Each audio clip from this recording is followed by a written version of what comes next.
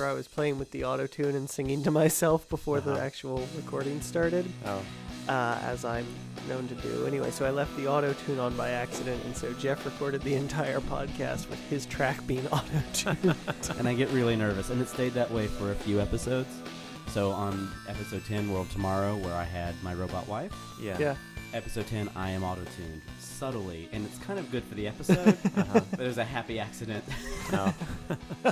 A happy, malicious prank. That's true. I am so excited to be back in the living room podcasting. Yes. It's different than the studio. Interesting things really recharge you.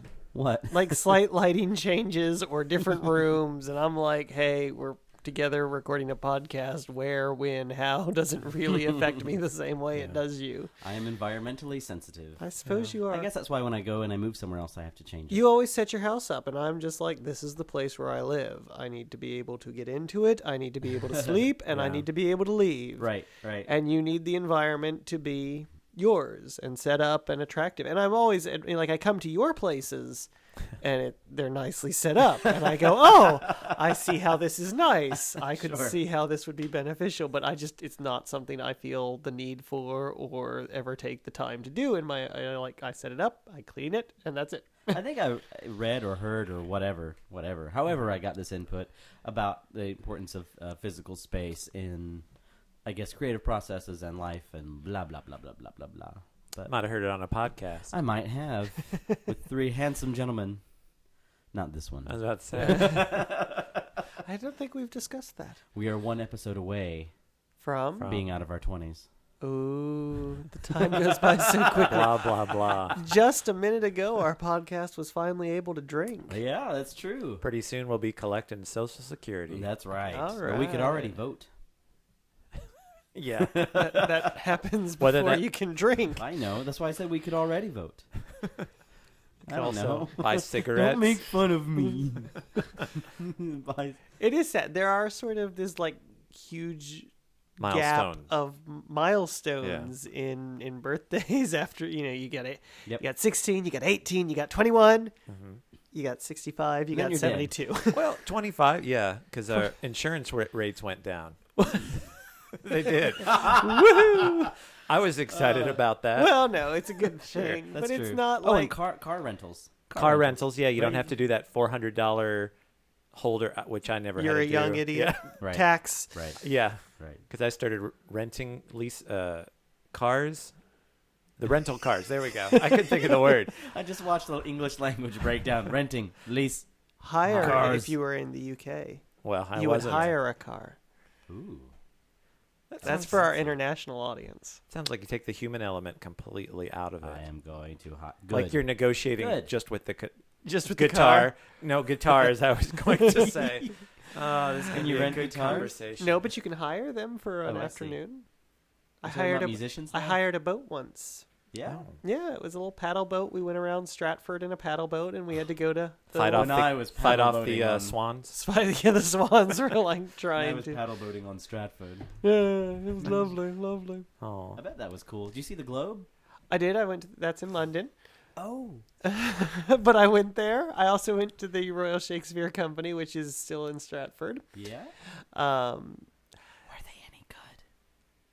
The production I saw, it really was. I mean, okay, it was Okay. Romeo and Juliet first Okay. off, Okay. which is not my favorite show. Because like high schools have love. burnt it for so long, and everybody does it in February for a Valentine's Day show, and It's I'm a like, it's terrible about teenage idea. lust and suicide. This Yeah. is not happy Valentine's Day romance that you seem to think it is.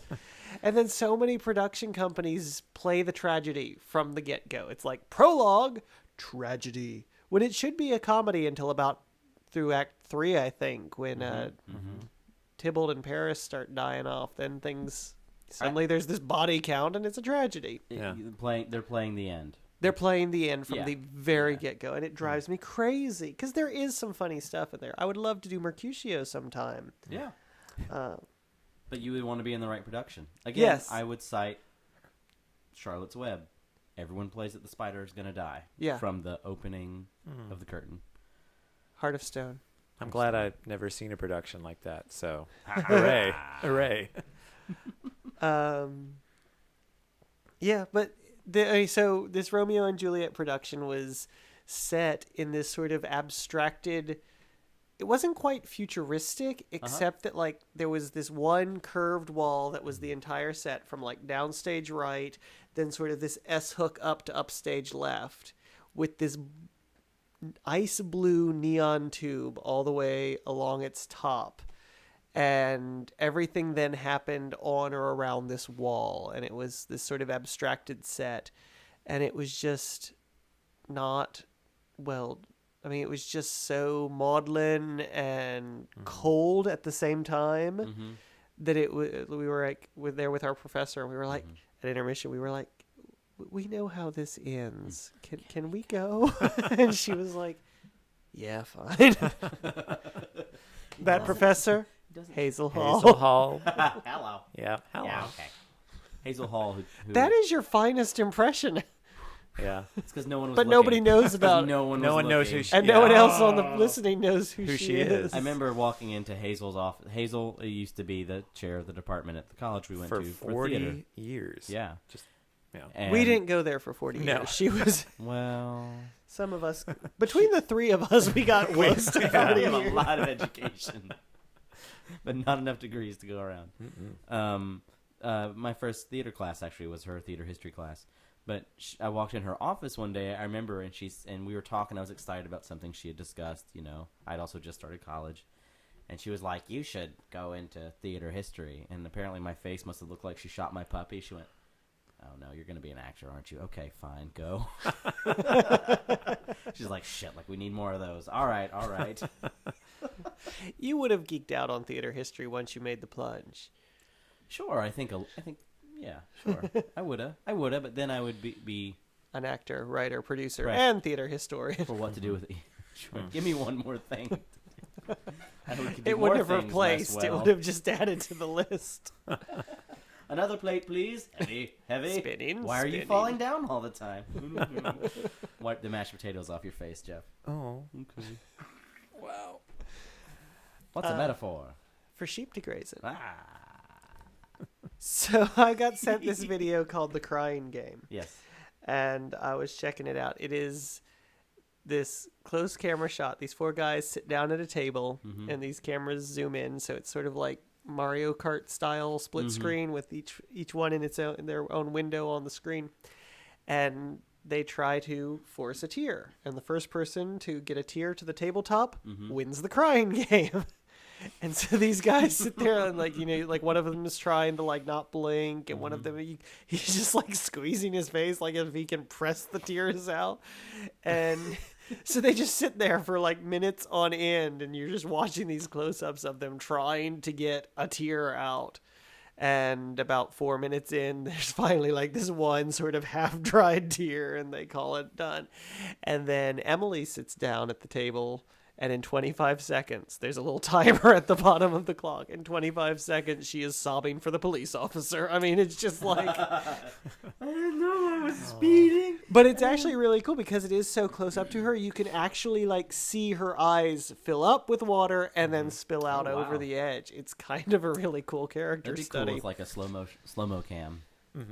The trillion frames a second cam.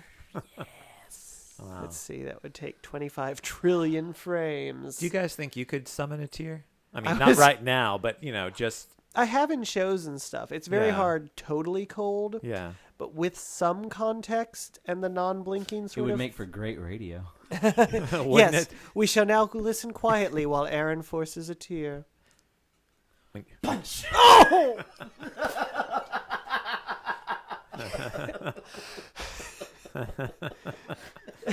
Oh, Oh. I'm crying. Sad that I had to watch that. Oh, That hit me in a good place. You better. Oh. oh. Anyway. Well, welcome to episode 29. Speaking of things to cry about, Right. yeah. I guess I can force a segue into my article with this. But first I should say article. Being 30 has That's been what I way say. cooler than turning 30. There was a weird emotional Gosh, change from 29 to 30 that I at least had to deal with, where I was like, Yeah. it's 30. 30 29 is is the end of your 20s. And Yeah. 30 is like, Yeah. fuck it. Now I'm 30. But once you're there, it's like, oh, nothing's changed except I'm smarter, have more money, and more equipped to handle the world. Yeah. Yeah, I think it's great. I think your bullshit tolerance goes way down, and you're just like, oh, And now- your bullshit generation. no. No. But yeah, no. But it's like the difference in someone's opinion doesn't matter to you when you're in your 20s, and then no, really, like their opinion doesn't matter to you. Being old must be fantastic in that regard. You also have a better sense of, oh, yes, I need to figure this out for myself, but there are other people who have been down similar paths that are worth listening to. Yeah. And that Yeah. release goes off, at least for me in my 30s, where I was like, oh, you aren't just, you actually, yeah, all right. Oh, you live that. Oh, got it. Okay. I'm not totally unique, and no other person can possibly imagine any of the scenarios I've ever had to deal with. Right. Oh. Yes, I'm a sparkling special rainbow, and so are all of you fuckers. Articles! Articles. So, speaking of all of these things, I got on a kick about happiness because I saw a documentary last night that wasn't bad, wasn't amazing. It was called Happy, and one of the big takeaways. Okay, let me go back. In Happy, they talk about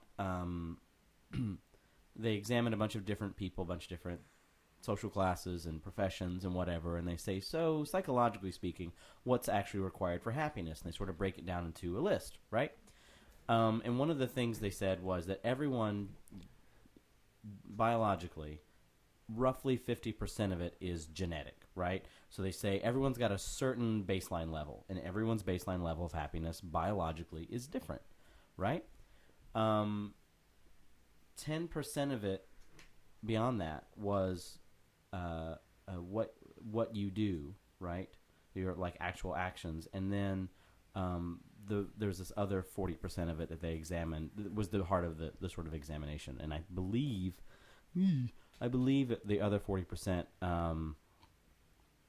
that they break down is basically close ties with friends and family and a lot of really simple stuff you would expect. I won't give the whole thing away because you should read it.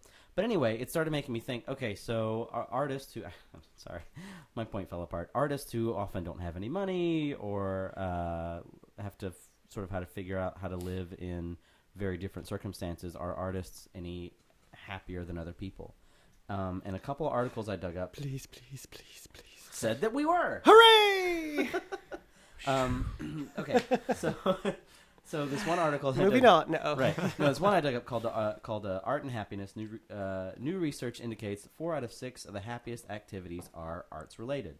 This is from artsjournal.com. And the source they originally pulled from was from, I'm not going to say this right, so I'll just spell it.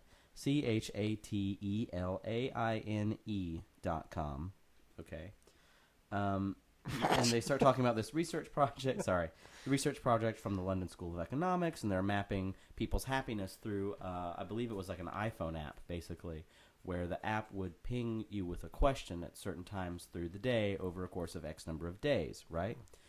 Any answer that didn't happen within about an hour was discarded. So if they did, to try and get it a little more accurate, right?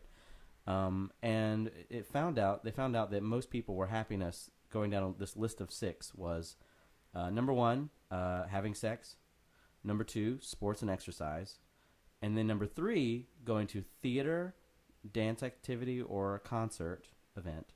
Number 4 was singing or performing.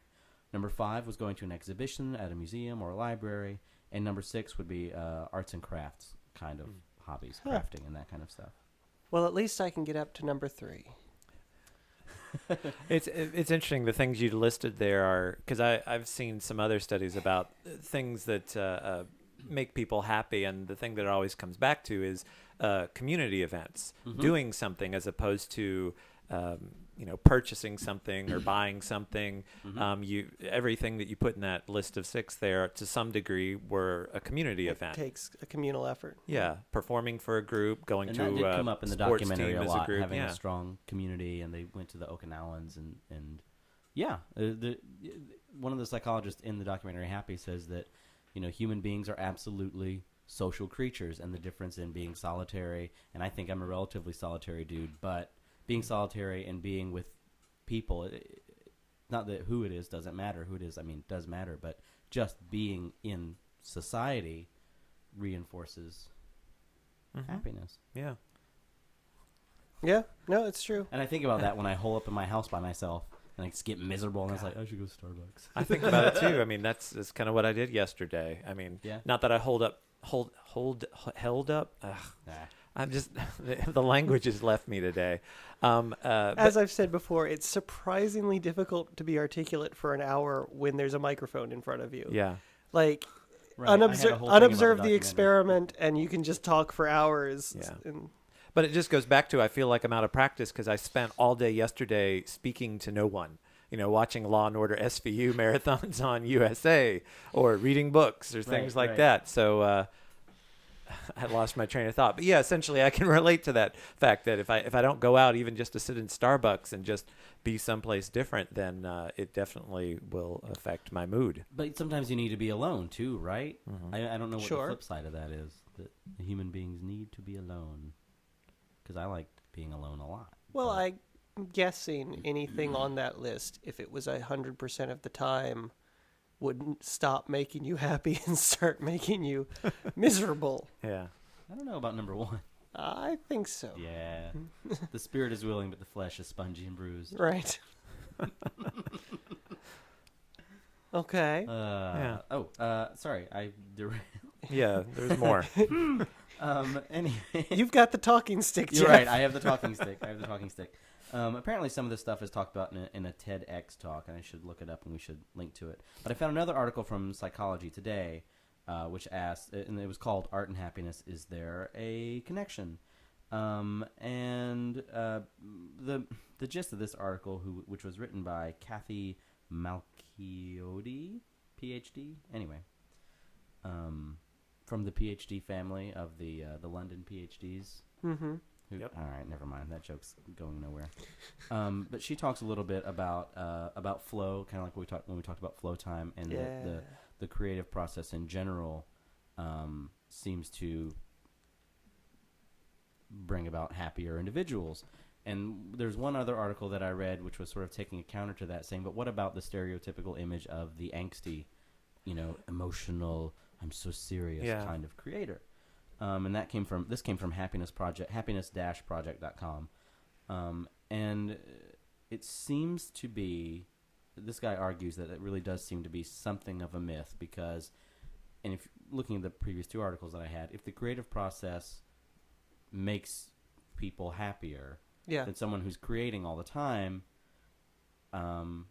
you would think would be happier. But there's something about an image that we've created of people that are very smart or very artistic or both that need to be angsty and brooding because that is seen as classier, that is seen as some sort of, this weird thing we've painted of this higher being that's like, I'm so upset and serious about my art, I'm going to create and I'm going to be miserable doing it. And it would be a nice, if you want to argue that it's a myth, a nice one to debunk.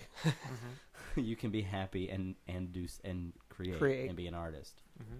And I think that'd be a better way to live. Yeah, it was interesting when you were putting those concepts out there, and the idea of the angsty artist, and I was going to say that maybe there is a sense of happiness in the creation of whatever that the piece is, so that even though maybe their baseline tends to be more angsty and lower levels of dopamine in the brain, whatever, but somehow then that creative process is sort of a momentary diversion, or the moments that they are in that creative mode is sort of a break from what their baseline is. That's where my brain went when you were that talking makes sense, and about that would go into things like trance and the mask work. I love, I've said this a million times, but mask work and particularly trance mask, and flow. So that goes into flow time. And that goes into. Well, I think it's also that you turn the dial up on emotion whether it be positive or negative. You turn the dial up on emotion, and they all sort of rise to the same level. And when you're happy, and when you're not happy, you're very not happy, and it's in opposition to what you're expecting as happiness. So highs are highs, lows are lower, that sort of mentality. But I also think it could be more a perception from the outside of the non-artist types who see us with our emotions present and aware of and utilized in creation. Yeah. And you see somebody else being more emotional than you're comfortable being in public. The word neurotic came up a lot in that last article. And then you paint the picture of them being overly emotional and angsty and depressed. And from there, artists who want that persona rather than necessarily the creation itself develop that as a persona. And so it becomes Posers, sort of we call cyclical. them. Well, I And was some- trying to. but sometimes it's even unintentional. Like you know Yeah. what I mean? Not the artist is going out there trying to create this persona, but like you said, you see this person that's maybe more willing to cry in public or be more effusive with Yeah. their emotional language, and because that is outside of the normal for the observer, they latch onto that, and it just reinforces. And I think yeah.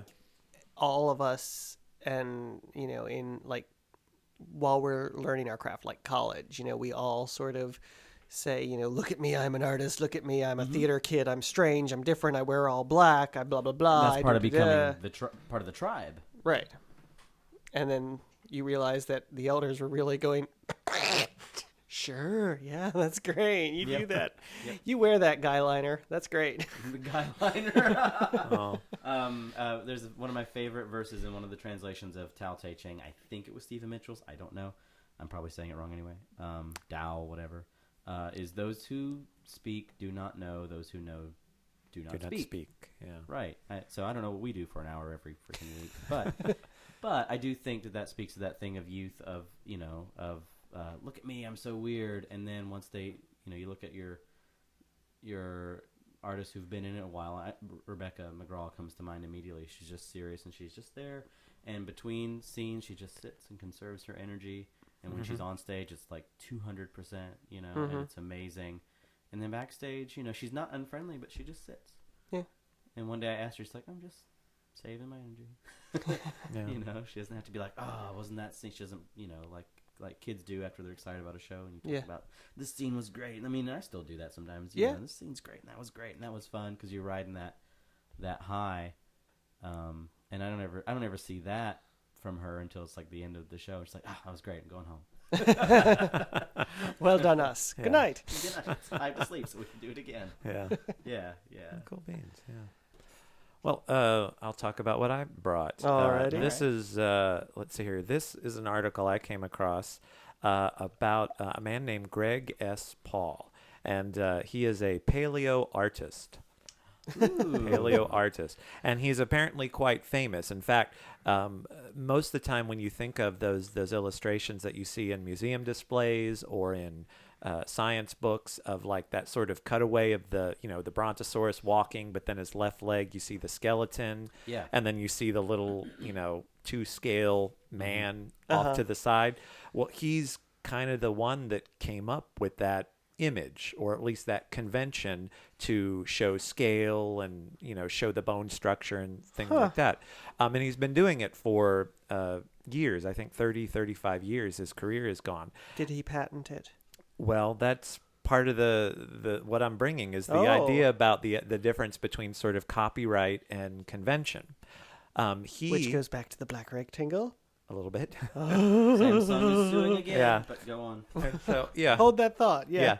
And so anyway, essentially within the last, I think, 2 years or so, he was trying to put out there, I think there were even some legal issues that came up where there were younger artists who were being contracted by new museum displays that were trying to be created and new books, and they were essentially illustrating in the Greg S. Paul quote style. Okay. You know, they were basically taking that same sort of convention to show the scale and bone structure of dinosaurs. And he was having the argument that he's saying he created that style. And so he didn't say copyright, but that there was some sort of, You should at least acknowledge me, yeah, throw me a little something, right. include me. Right.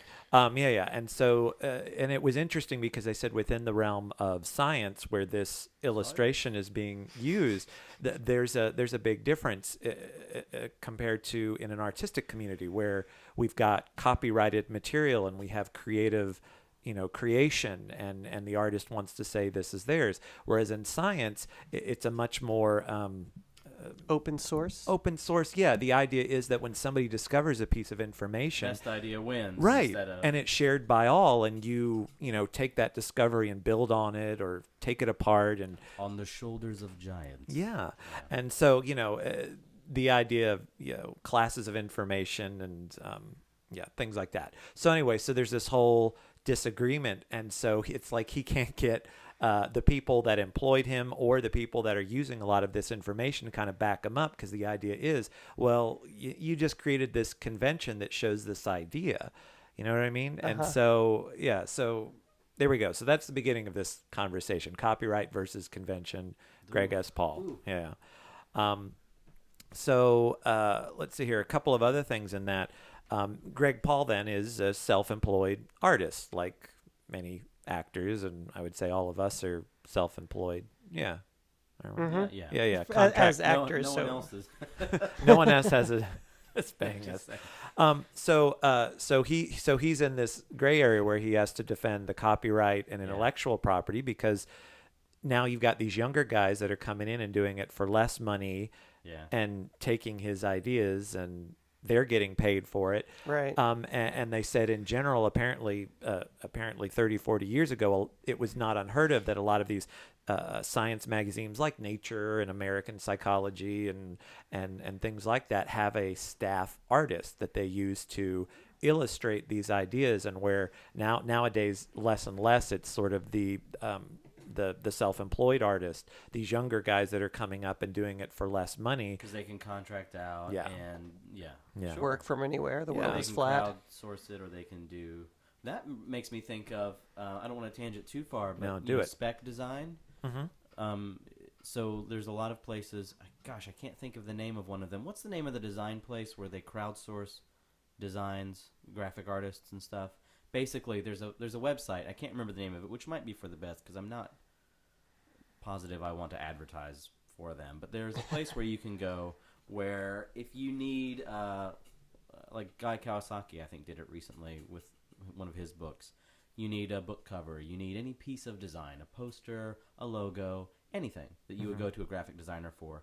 You put it up, and you say what you need and when you need it, and graphic artists, little piranhas, they bid.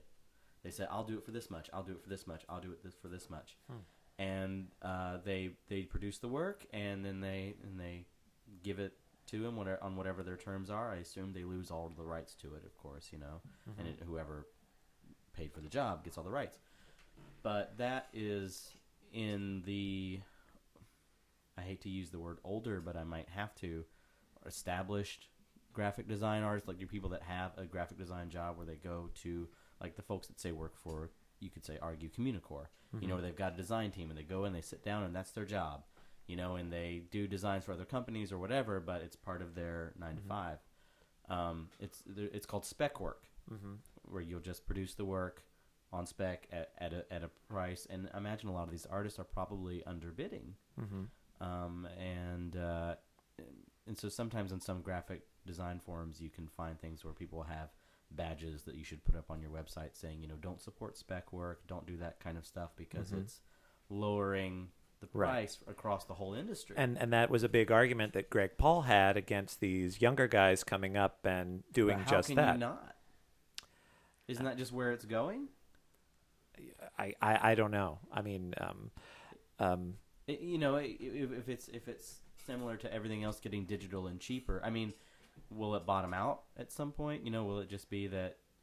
I don't think so, because I think there's always someone young, hungry, who really just needs the money. I can do it for almost no money, but then it'll be resume fodder so that I can do Exactly. this next thing, and maybe I can get somebody to pay me what I'm worth. And they're young, and they're probably talented, and they've got a fresh eye because they haven't been doing it forever. So it's kind of And- nothing but yeah. win for these people. Sure, these young yeah, guys. because they can afford to do it for a bit of a loss as opposed to a guy who's been doing it 30, 40 years. And But then what happens when they grow up and Yeah. they want to get into their job? Yep. And Well, the same can be said about, I mean, what we, again, we always come back to the acting portion I of thought it you were because going to we go to do the it. porn industry. There's always someone younger willing to do it for cheaper.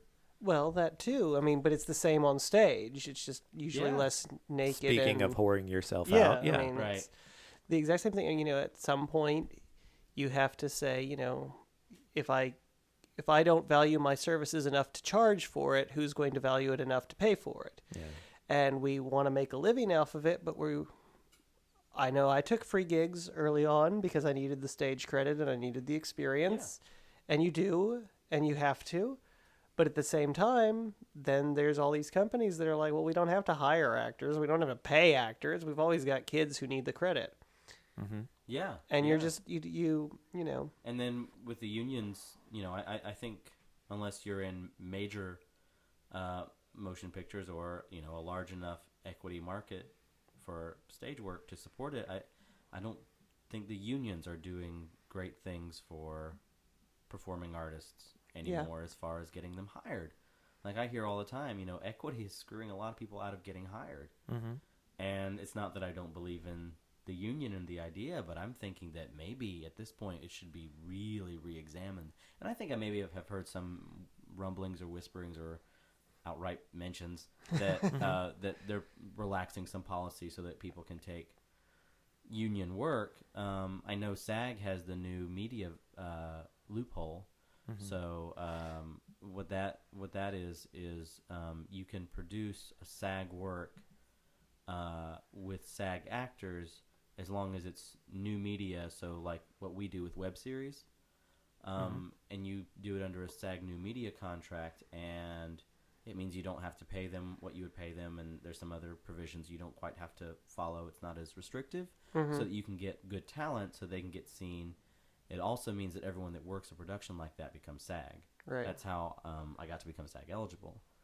So Okay. that was smart. I don't see something comparable to that with actors' equity on stage. Mm-hmm. Well, I think, it ends up being just about any established thing. Eventually, it becomes established to the point of, well, this is the way we've done it, and this is the way we do it. And it doesn't get re-examined. It doesn't get... it's harder to move a bigger ship than it is to move little tiny ships. Hard to move the podcast from, say, the studio to the living room. Sometimes. Yeah. You have to find different tables and different chairs and all sorts of things. But, any established set of protocols becomes outdated and becomes harder and harder to update.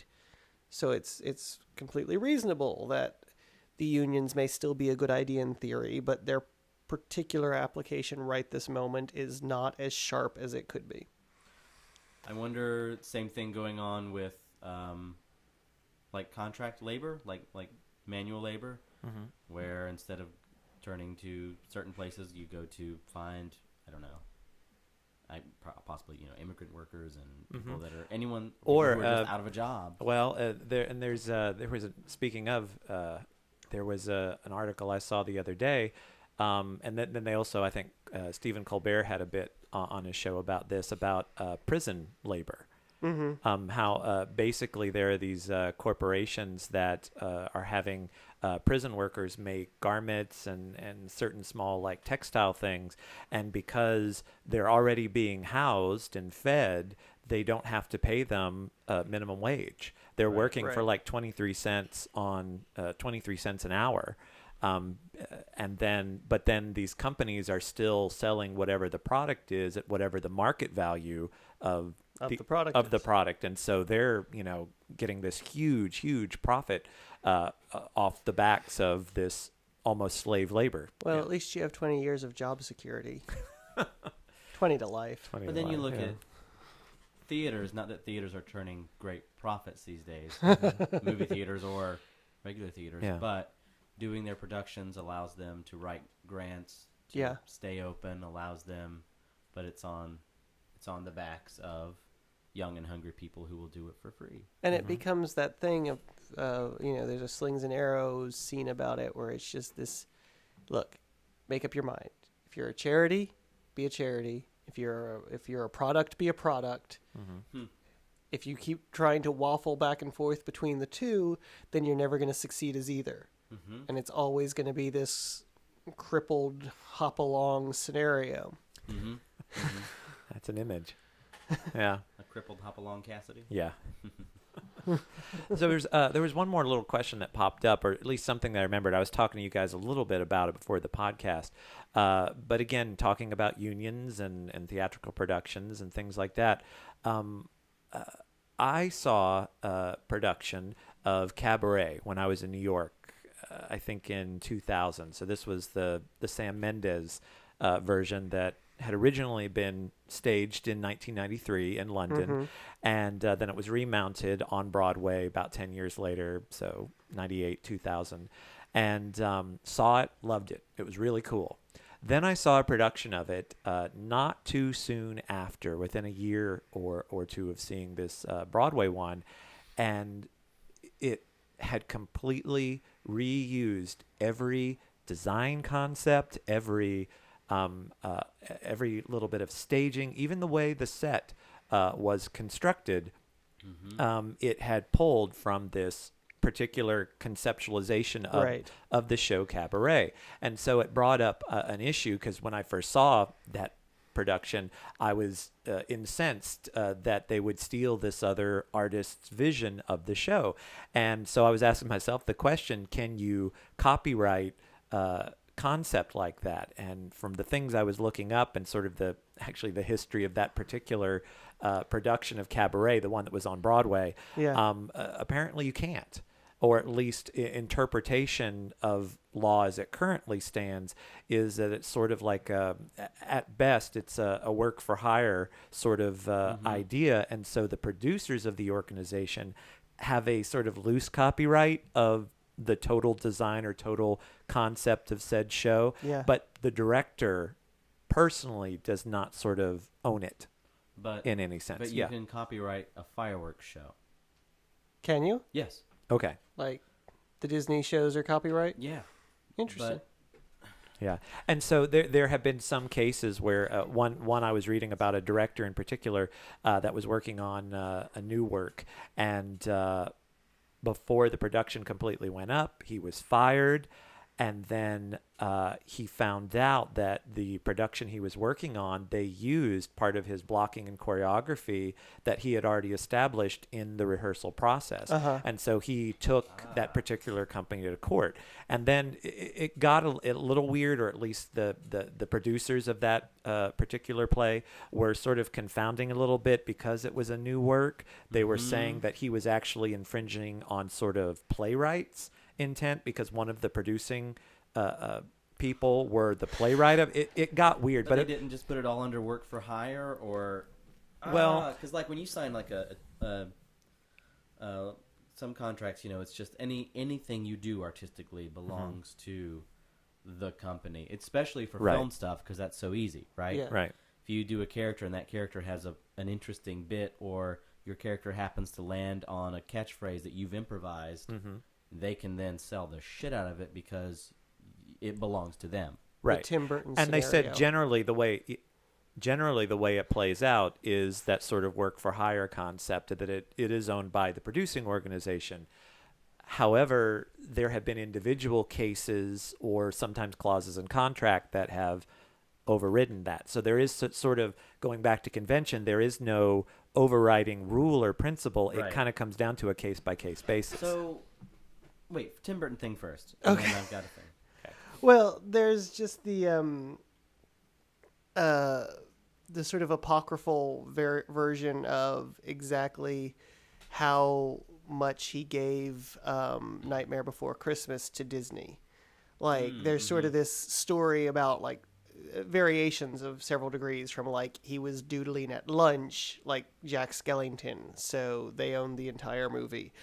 And when he finally wanted to create it, he had to go to Disney to do it because he had created the main character under their contract. Because while he was sketching whatever he was supposed to be sketching at work, he was doing this in the lunchroom or whatever. Anyway, so he it's like at Google, like you can workshop any idea you want at Google. You know, that free play time, but it's ours. But it's theirs, and they want that because they can make money off of that. Sure. And I guess as an employee, there's got to be some upside to it. Right. But they want you locked in. My thing was polar contracts. For what we do with our studio, it's hard because I feel like it's going to bite me in the ass one day. Yeah. But what I'm trying to do is keep it clear what the artist creator owns versus, because I've had to learn how to write a bunch of contracts, and our contracts are pretty good because I've learned how to put in some bulletproof stuff protection-wise for us because I had to. Yeah. But I'm still trying to keep wiggle room open for creators to retain their intellectual property, right? And so the best I've come up with is if it's a thing that was part of the studios to begin with, which is almost anything that I would say that I created. It's most of my stuff doesn't necessarily belong to me. It belongs to the studio, although we've sort of divvied it up, which is weird because you're divvying it up on a thing that is yours, but and between yourselves. Yeah, but you don't want to get, as Aaron says, Green Goblin out of the company, Norman Osborn out of the company. Right. You don't want to show up at the board meeting and have your shareholders vote you off. It really terrifies me. Every time I try and think about opening a theater company, I'm like, Right. well, that's fine. And I could be, what if they vote me out?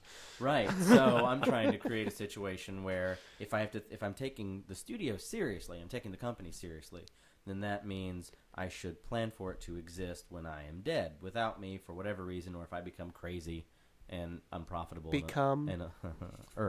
Oh, okay. In a way that is not Beneficial. producing good, art that would Speaking sell. I of won't say good baseline art. happiness, yeah. Right. Yeah. Right. I quit becoming workaholic. Yeah. Anyway, so I have to take myself out of it in a way and whatever. And I'm trying. The best I've come up with in dealing with artist creators that are coming into us is saying, okay, you retain the right to your characters, we break it up into we call it core IP, but characters, realms. So if you write a place and you have an interesting, like Nightmare Before Christmas, right? If Aaron created Nightmare Before Christmas, then he would have the rights to all the characters in it. So Jack and all of them, the realm, so the Halloween Town and Christmas Town and that idea that there's all of that, right? And I guess the songs and things like that, assuming that you and your group composed them and it wasn't one of ours. So there's a lot of point by point divvying up how it goes, but for the most part, it's you create the stuff, it's your stuff. So if you want to make Aaron Gottlieb's Nightmare Before Christmas 2 with someone else, he could because he owns those characters. But what we own is the right to sell the hell out of the final finished work that we put together in all of its forms. So it's like, okay, well, we now get to sell the DVDs and the merch for just the first movie, because if you go somewhere else, then it's your thing. But and it seems, I mean, it's a lot of weird detail work and often can feel very unnecessary, but I think is ultimately better for the artist and keeps the artist and the studio's relationship very clear. And it's a deal I would want. But anyway, soapbox. You take the legal elements completely out of it, and I had the same reaction to that production, knowing that it was I was like, I saw this one too. It's lazy art. Yeah. It's like it's not necessarily art. And, if you come at it from the angle that perception and not creation is art, then it could be art. But if it's X, Control V. You want to hear something interesting though about that concept of that particular cabaret production, the one that was started in the 90s.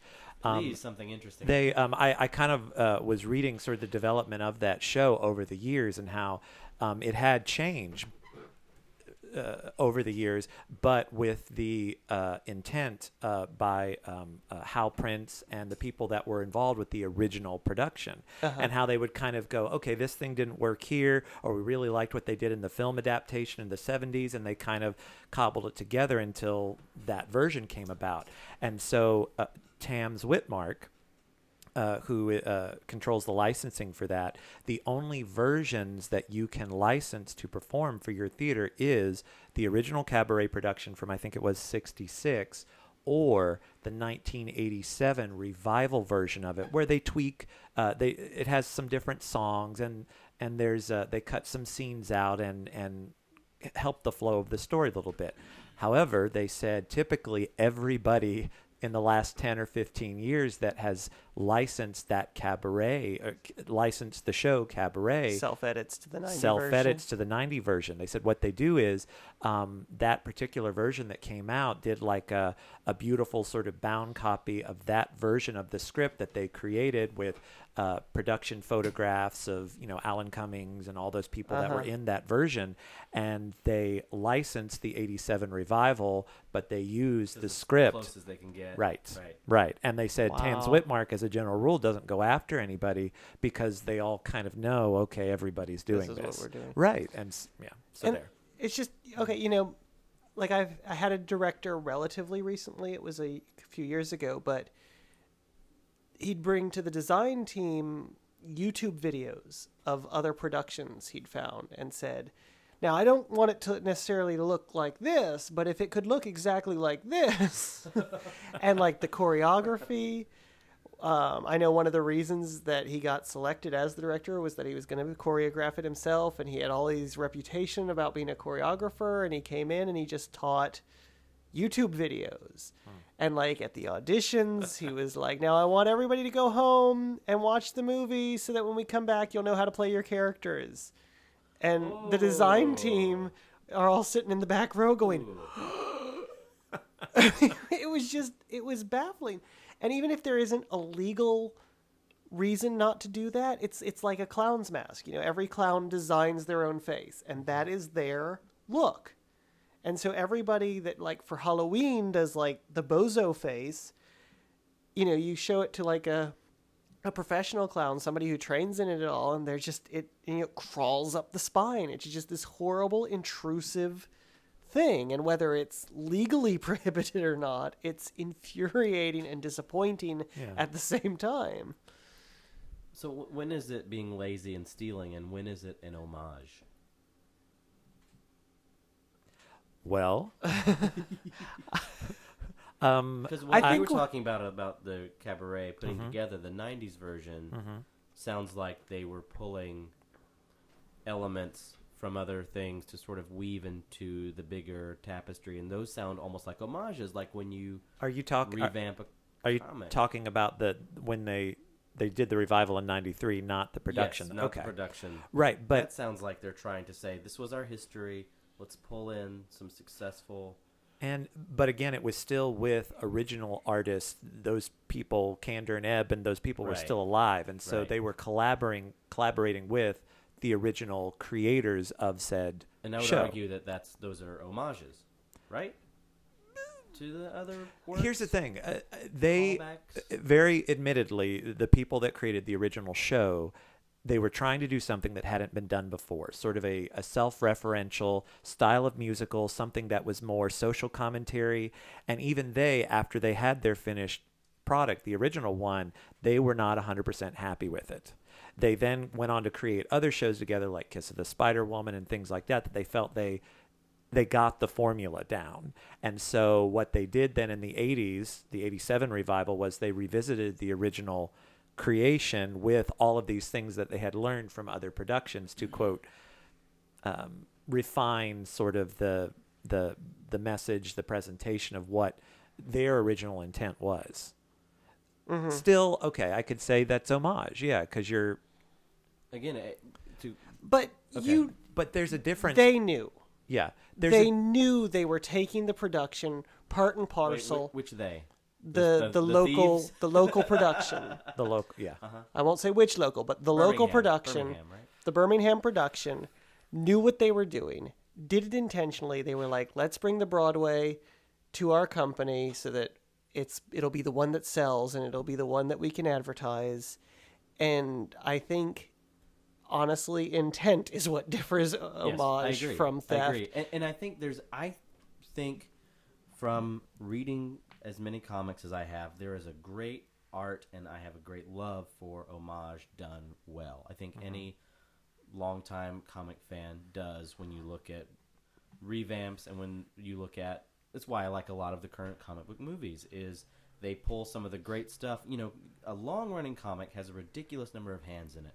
Different artists, different writers, all of which have huge impact on the characters, take them into really strange places that sometimes seem very off-topic for the narrative of the character. You know, Batman would never do X. But if they didn't do that, and you wouldn't get that one gem of an idea in the sea of this is really a strange run of Batman that you can then, like someone like Nolan can pull into a movie and you go, this is great. Right. Because they didn't use all of it. Like Bane? Bane, yeah.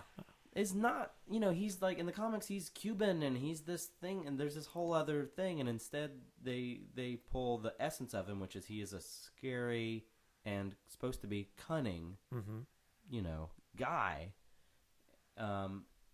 who physically and mentally could be Batman's equal and physically greater than superior. Yeah. And His they Moriarty. pull out- They skin it for all the crap and use put it for in. what they need it in the context of their Yes, creation. And in yeah. that way, and in that way, I think that sounds like what the 90, you said 93? Yes. Cabaret was maybe Yes. doing. Yes. But again, with the expressed permission of the original artists that were still alive at that point, you know. Right, which is different than when you get into like remixing things, you know, which also happens in comics where you take a Superman archetype and you make a different character, or a Spider-Man archetype with Invincible. Like, Invincible's a great comic book. You should read it. And Red Sun, that one where Yeah, Superman lands in the USSR. And Yeah. Yeah. And So we've decided nothing. Do we that's ever? okay. I mean, We never do. Yeah. Sound and Fury. Well, signifying podcast.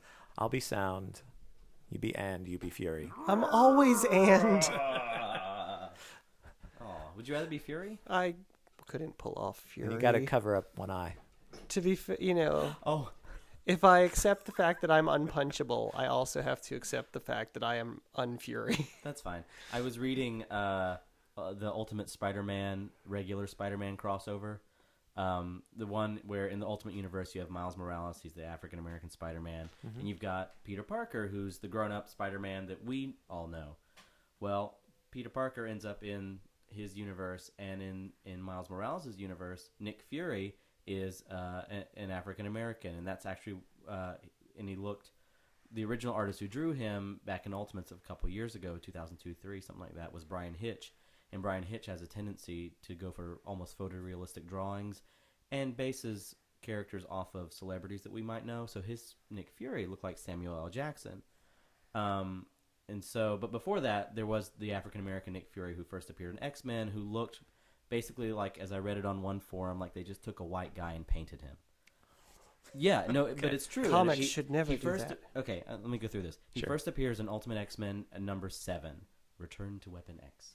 And or 7 or 8 or 9, one of those. Anyway, the story arc starts at number 7, and that's where you can see their beta version of African American Nick Fury, because they wanted to do an African American Captain America. They didn't have the balls, so instead they went for Nick Fury, and it's fine. Like, he was this weird, you know, it's like a super spy character or whatever, and it was fine. But it's not until Ultimates when you get that sort of Samuel L. Jackson look and the attitude is right, and he doesn't look like he's, you know, a painted white guy, that he lands as a character and becomes immensely popular, paving the way for Samuel L. Jackson to play him in the Avengers. Yeah. Okay, blah, blah, blah. Peter Parker and Miles Morales are in the Ultimate Universe. They get picked up by Nick Fury to go back to S.H.I.E.L.D., and Nick Fury, Peter's had this whole day of finding other Gwen Stacy and other Mary Jane. And Nick Fury says, "So, is there a Nick Fury in your universe?" And Peter goes, "Yeah." And Nick goes, "What's he like?" "Well, he's white." And Nick goes, "Dude, too bad." And I kind of agree, because I've forgotten that white Nick Fury exists. Yeah. And I don't think he's as interesting a character. All right. Huh. Cool beans. All right. Well. So we're kill towards white the Nick end. Fury. That's where I'm at. That's what I've arrived at. Is that what I've arrived at? I can't get behind that. You're right. He's two-dimensional. Awkward. Yeah, Well, I guess we're running out of steam for the week. we are. What? I'm just getting started. I'm furious. You could cite Furious. comics for another half an hour. Leave me alone. The story arc started at number 7. I think he actually appeared in like number 8. Okay. I misquoted. That's all right. You could have lied to Aaron and I, and we would have gone, Internet. we'll back you up. The internet will know. I'm okay. But listen to the whole podcast before you go and check our facts on the internet. We will not let our podcast be be controlled dictated by the by fact checkers. If we have said something in error, please send an email to arttechniquepodcast@gmail.com or contact us on our website, which has a donate button, arttechniquepodcast.com. I wish we could talk about our big surprise coming up, but it's a big surprise coming up, so we can't. So don't. Oh my gosh, but it's going to be great. That's a nice tease, and we'll just leave it there. Keep going. Sign-offs. Sign-offs. Okay. I'm Jeff, and you have to come back next week. I'm Aaron. I know nothing, so I keep talking until I figure it out. I'm Adam, and every podcast is an homage to the last one. Yay. Copyright that. Yeah. Yeah. Yeah. Copyright 2012. It just did. Now it's a tangible commodity. It's out there on the internet. Yep. And nothing on the internet ever gets stolen. Say bye to the internet. Goodbye, internet. Goodbye, Pinterest.